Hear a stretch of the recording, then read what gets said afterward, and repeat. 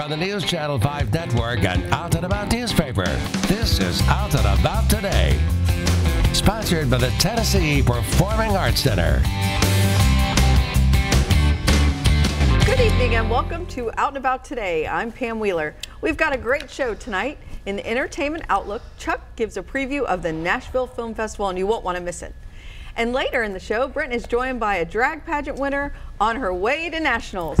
But we open the show with our weekly buzz about. I'm joined by my co-hosts, Brent and Chuck, and we open tonight's discussion with Did we open with anything else? I know. Well, we're not going to dwell on it, okay. And we're going to take a different approach. Fair enough. So instead of talking about what he said or what he's doing, I want to know how you guys are dealing with the first 100 days or so of his administration. Are you way engaged in the community and in news? Is it at a distance? Are you happy? Are you on anxiety medicine? Tell me everything that's going on with your life. What you said. Tell me more. You want me to start? Because I got a lot of anger. Brent. Okay. Yeah. I think it's done. The positive thing it's done is it's gotten me more engaged. I think we've talked about that on here before too, where I'm trying to follow more things online and keep up with it more, just because there's so much to keep up with, and so many things to go. That's so crazy. So yes, I think it's had an influence on me in that way. But that has sort of manifested itself in a bit of maybe too much anger sometimes, which I have had to get under control. Yeah, I'm going to come back to that. Fair enough. What about you, Chuck? I'll tell you, the amazing thing is I'm watching more political shows than ever. I mean, Rachel Maddow and watching Stephen Colbert, an entertainment show that, all these shows are doing so big in the ratings because of Trump. Because, people do have a lot of anger, and people that want kind of that escapism, or they want to get a different spin on the crazy things that he does and that he says. So to me, that's been kind of the respite, because, but I watch the news every day. It's so frustrating. And I find Tom and I in the morning, it's every morning you roll your eyes, you're like, oh my gosh, what is he thinking? Right. Well, clearly you're not watching Fox News, because it's the only real news. That is true, yeah. Did you watch the news every morning pre-election? Yeah. So you're newsy, now you're just mad. Yeah, exactly, mad and newsy. Right. Yeah. Let me ask you guys this. Has it shaped your involvement in the community here? Are you more engaged in our organization? I mean, I know you are, Brent, because you post stuff all the time from TEP.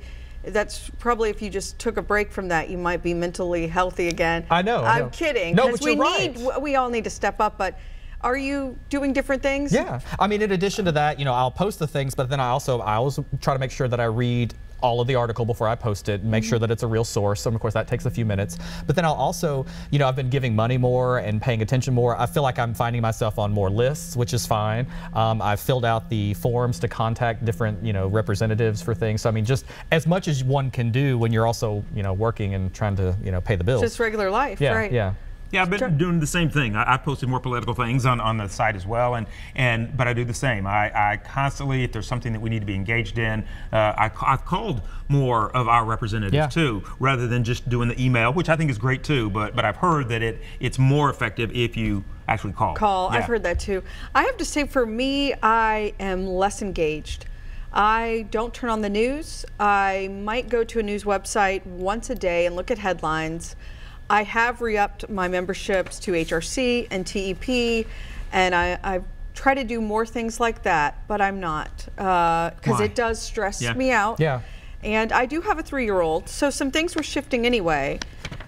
So if Clinton was president, I don't know that I would be, but I'm not motivated like you guys in terms of catching the But headlines. I understand that, because I mean, I remember just before I left Out and About Nashville, the newspaper, I was similarly that way. I was just bombarded over so many years with these negative comments on social and this, so you just kind of get sort of numb to it, and you're like, I just need to take a break. I know it's there. I know that you know it's there. Right. And you have us to ask and other people too. Right. And I get that, and I do make a point also to sort of stop in the evenings around 7 or 8 o'clock. I'm like, put the phone down, don't get back in front of the computer. If it happens between now and then, I'll see it in the morning. Right. Like taking time to step away. Right. So we've got to switch gears now and talk about three-ways, guys. Oh, here we go. So the HuffPost LGBT Queer Voices asked couples individually if they would be interested in a three-way. Is that what it's called? Yeah. A three-way, a threesome. Threesome, not a three-way, whatever. Yeah, a three-way is a phone call. Right. So here's a clip. I want to watch it, and then I've got a number of questions to ask you guys. Excellent. and now I know I'm very straight. She actually is the one that's brought it up. I never would have thought about it before. Like, I think he's just so hot, so I always like kind of get turned on when women like hit on him. Are you down for that? No.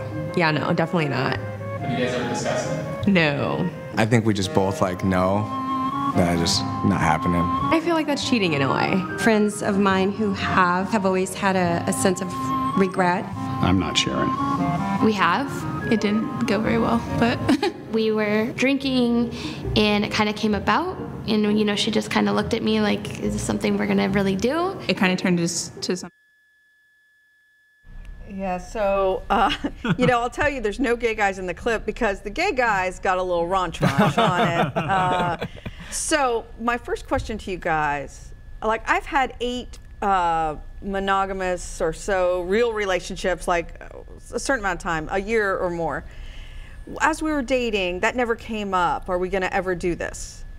That just never came up. But I think it's different for gay guys. I might be wrong, but what do you think? Well, I'm interested in the or so.